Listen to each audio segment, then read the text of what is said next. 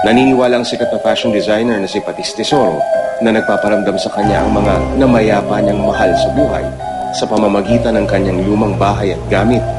Dito sa kanyang bahay sa San Juan, minsan na raw nagparamdam sa kanya ang ama niyang mahigit 30 taon ng sumakabilang buhay.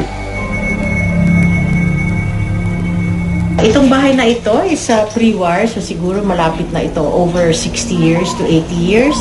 It was owned by Carrascoso before me, and then they sold it to us. Wala namang tao dito except 3 na lang kami o 4, and then yung mga aso ko at mga birds. My father, yung tatay ko, Ramon Pamintuan, is Kapampangan. He died at 72 sa hospital. Pero he stayed with me here, hindi dito, pero sa kabila.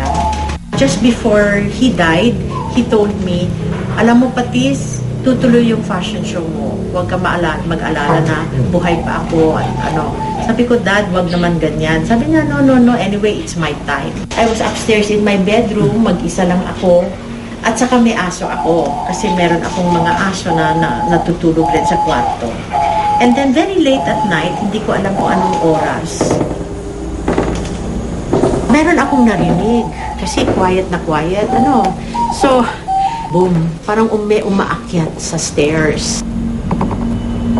So, umakyat, and dito, parang pumunta dito siya, and then dito, nag-stop siya dito.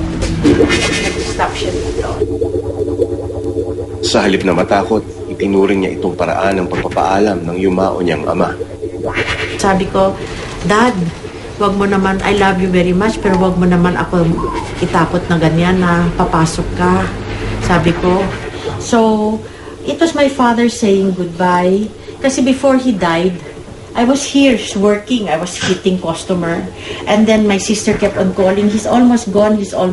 And I said, Dad, wait for me.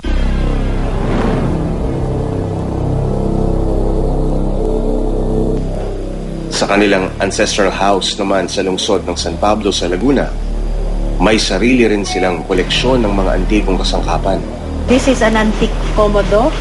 So people will put their plates and tablecloth and And then this one, usually, when you do santo, the santo has arms that are separate from the head. So this is, siguro the head was never made, the arms were never made. Siguro sa workshop, hindi tinapos, and then you make it bihis. This one is from China, from Xi'an, and these are posters of advertisement during those days of cigarettes or medicine like this, and safe to say that this is 1920s, and this is a copy of our jar, pre-Spanish. It's a copy of from the cave. Just a copy. I don't have anything of and this is old because when I was young, I bought this in Bali, and it's still there. 40 years. Pero may bukbuk na. Pinaka-espesyal sa kanya, ang lumang garapon na ito na gawa sa purong salamin na nabili niya sa isang antique dealer. Sa pamamagitan daw kasi ng garapong ito, nagparamdam sa kanya ang anak niyang namayapa noong taong 2008. It was Christmas time, and my son was coming home with his family, and so I was very excited. And we were waiting for him to come home, and he did not come home. So we were looking for him, and he died in Hong Kong. And we did not know. Meron akong jar na medyo kapal, mga 1/4 inch ang and it's an antique jar na I use as a terrarium.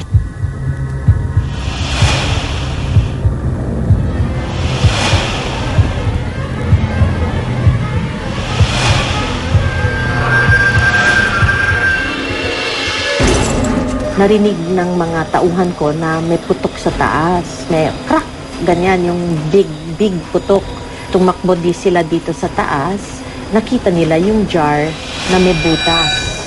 Ang glass jar dapat mag-crack yan, ganyan, crack. Ito butas, ganyan. So very unusual, and nothing else cracked except nothing else. There was only a butas. So, ayan, I think it was my son trying to find his way back to this world. Sa ngayon, nakapwesto ang garapon sa loob ng kanyang kwarto kasama ang larawan ng kanyang anak. Well, inside was a terrarium, so there was parang water plants inside. Lumabas yung water at yung water plants. But the putok was from inside talaga. And then there's the seal. Oh, see, this is handmade. All of us changed. And I believe that the catalyst, yung sa amin, yung itong nangyari sa son ko. Kasi also believe na yung anak ko did not mean to die. But in the moment, none of us mean to die. Who wants to die? I mean, give or take, no? I pray, but I believe in our world, the world we were born into, and I also believe in the world that we will go back to, which is after death.